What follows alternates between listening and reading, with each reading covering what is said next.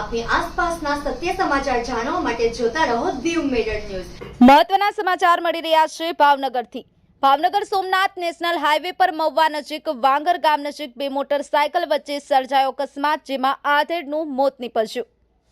અકસ્માતની જાણવા મળતી વિગત અનુસાર સમઢિયાળા ગામ, તાલુકો રાજુલો, જિલ્લો અમરેલીના રહેવાસી ધીરુભાઈ ઝીણાભાઈ પરમાર, ઉંમર વર્ષ 32, કે જેઓ મજૂરી કામ કરી અને પોતાનું ગુજરાન ચલાવી રહ્યા છે। તેઓ આજરોજ બપોરના 12 કલાકના અરસા દરમિયાન પોતાના ગામ સમઢિયાળાથી મહુવા ભાવનગર ખાતે વ્યવહારિક કામ માટે આવી રહ્યા હતા।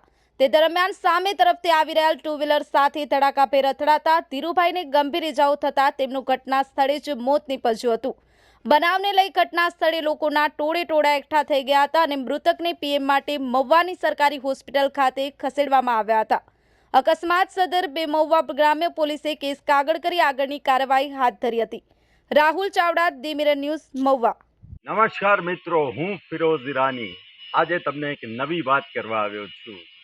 દીવ મિરર ન્યૂઝ જોતા રહો, સબસ્ક્રાઇબ કરવાનું ભૂલતા નહીં અને શેર કરવાનું પણ ભૂલતા નહીં। સત્યની સાથે જોડાતા રહો। નમસ્તે મિત્રો, હું છું ચાંદની પરમાર।